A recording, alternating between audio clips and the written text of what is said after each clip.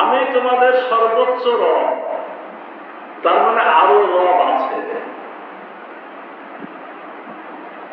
ফেরাউন যে একজন সৃষ্টিকর্তাকে মানত না তা না। আমি একটু আগে আপনাদেরকে বলেছি যে আসলে মূসা নবীকেও যে সে বিশ্বাস করেনি তাও না, আবু জেহেল যে আল্লাহ রাসূলকে চিনত না তাও না, যুগে যুগে এ সমস্ত মানুষগুলো যে একেবারে মূর্খ, জ্ঞান নাই ব্যাপারটা তা না। আবু জেহেলের নাম তো অরিজিনাল নাম আবুল হাকাম, জ্ঞানের পিতা। কিন্তু সমস্যা কোন জায়গায়? তারা জানা বোঝার পরেও দুনিয়ার মোহ, দুনিয়ার রাজনীতি, দুনিয়ার ক্ষমতা, এই সমস্ত কারণে মানুষদেরকে ভুল ভাল বুঝায়, বুঝিয়ে নিজের ক্ষমতা, নিজের গদি পাকাপোক্ত করতে চায়। আনা রাব্বুকুম আ'লা, আমি তোমাদের সর্বোচ্চ রব। এখানে একটা গোপন কথা, তার মানে আরো রব আছে, অনেক রব আছে। সেই রবের মধ্যে সে হলো কি রব? শ্রেষ্ঠ রব। সে যে একেবারে সবকিছু অস্বীকার করেছে ব্যাপারটা এরকম না। আল্লাহ রাসূল মক্কায় যাদেরকে দাওয়াত দিতে, তারা যে আল্লাহকে মানতেন না তা না, তারা শিরক করতেন। আল্লাহকে মানতেন আর আল্লাহর সাথে আরো অনেককে মানতেন। ফেরাউনের এই বক্তব্যের অর্থ এই না যে এই বিশ্বজাহানের স্রষ্টা, তিনি যে বিশ্বজাহানের স্রষ্টা সে কিন্তু এটাও বলতে চায় না, এবং পৃথিবীটাতে সে সৃষ্টি করেছে এ কথা এখানে বলেন। 2 নম্বর হলো ধর্মীয় অর্থে একমাত্র নিজেকে লোকদের মাবুদ ও উপাস্য দাবি করেছে ব্যাপারটা এরকম না। কারণ পাওয়া যায়, কোরআনেই পাওয়া যায়, সেও কিন্তু কিছু উপাস্যের পূজা করত, সেও কিন্তু অন্য মাবুদের পূজা করত। এটা আমরা পেয়েছি সূরা আরাফ 127 নম্বর আয়াতে।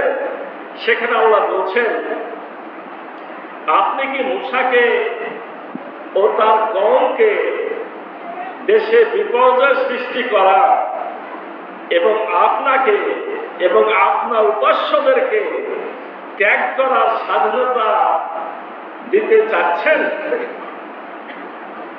তার মানে এই কথাটা ফেরাউনের সভাসদ যারা, তাকে যারা বিপথে নেয়, যুগে যুগে যারা রাজা বাদশা হয়, তাদের চামচারা কিন্তু রাজা বাদশার বেশি ক্ষতি করে। তো এক সময় কিন্তু তার সভাসদেরা তাকে বলছিল যে আপনি কি মূসাকে ও তার কওমকে দেশে বিপর্যয় সৃষ্টি করা এবং আপনাকে ও আপনার উপাস্যদেরকে ত্যাগ করার স্বাধীনতা দিবেন? তাহলে এই জায়গাতে কি আসলো?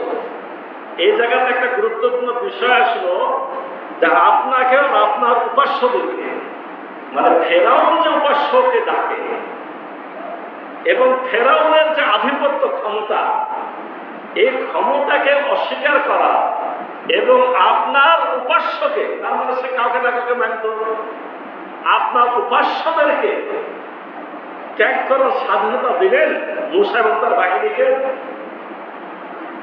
মূসা যদি আল্লাহর প্রেরিত হতো, এটা আরেক জায়গা বক্তব্য। মূসা যদি আল্লাহর প্রেরিত হতো তাহলে তার কাছে সোনার কাকন অবতীর্ণ করা হয়নি কেন? এই ভাষা দ্বারা কি বোঝা যায়?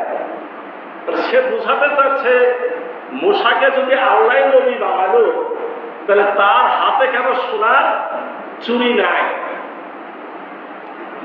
এখানেও বোঝা যায় যে সে একজনকে মানে, আসমানে একজন আছে তাকে মানে। আসমানের আল্লাহ যদি তাকে রসুলই বানাইল তো তার হাতে সোনার চুরি নাই কেন? অথবা তার সাথে ফেরেশতাদেরকে চাপরাশি আরদালে হিসাবে পাঠানো হয়নি কেন? এ কথাটা আছে সূরা আয-যুখরুফ আয়াত নম্বর 53। তার মানে তখনকার সময় রব শব্দটা কি অর্থে ব্যবহৃত? আচ্ছা, আমি এখানে আসছি। তাহলে এই জায়গাটা কি কি দাঁড়ালো? সে যে মানত, আসমানের একজন রবকে মানত, এই কথাগুলো প্রমাণ করে যে তার হাতে সোনার কাকন আসলো না কেন, তার কাছে ফেরেশতারা এসে চাপরাশি আরদালি তার সেবক হলো না কেন। তার মানে সেও কিন্তু দেখা যাচ্ছে কি একজনকে মানে।